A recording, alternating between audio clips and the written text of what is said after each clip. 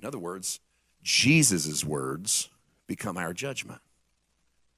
Jesus doesn't judge us. The Father doesn't judge us because a judgment happens in Jesus and to Jesus.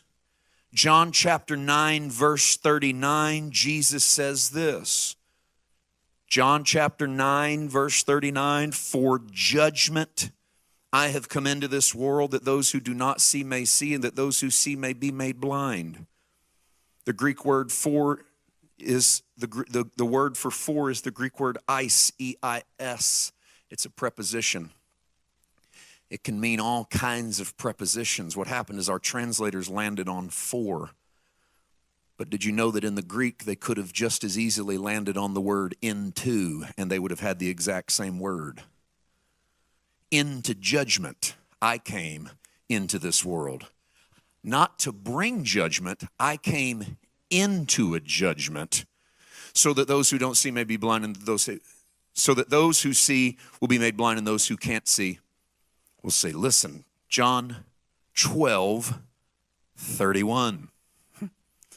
So we're in John. We're just staying in John. You can go crazy with books, with all kinds of stuff outside of John. But if you just stayed in John, look at this one. Now is the judgment of this world. Now the ruler of this world will be cast out. 32. And I, if I am lifted up from the earth, will draw all peoples to myself. Italicized word peoples, of course, you know, means that word peoples wasn't in the Greek. So Jesus says, now is the judgment of this world. Let me ask you, just based on what Jesus said, when was the judgment of this world? It was in his now. 2,000 years ago, right?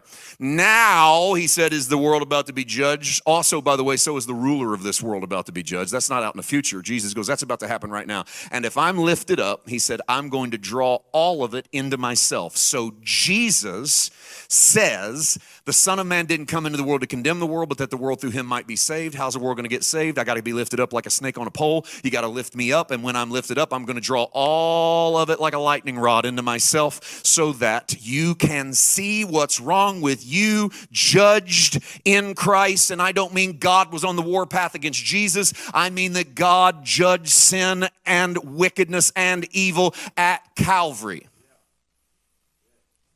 If that's the case, go back to John 3. Let's get back into our Nicodemus conversation.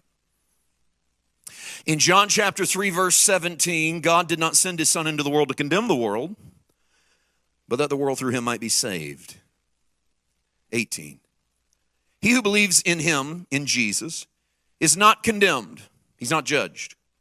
But he who does not believe is condemned or judged already. Look at that. Where's that guy's judgment? It's not out in his future. It's an already judgment. See that? I'm not adding words. It's right there. He that doesn't believe is already judged. It's not he's going to be someday. No, he's already judged. Get this. I believe on Jesus. Where's my judgment? In Jesus. In my past.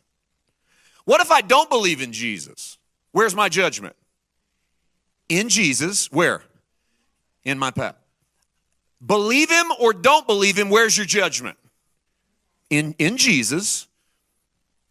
In the past. Where in the past?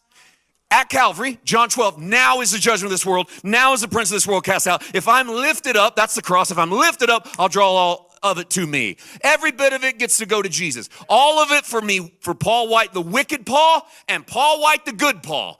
Because Paul White, wicked Paul, and Paul White, good Paul live in the same house.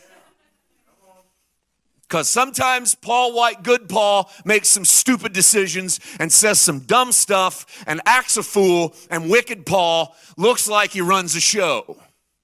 And wicked Paul is judged in Christ.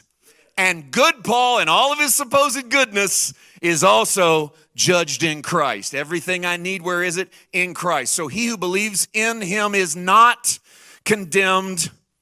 Why am I not judged now? Because my judgment goes into Jesus. He who does not believe, well, he's already judged too, because he doesn't believe in the only begotten Son of God. He doesn't believe in the landing spot for his own judgment.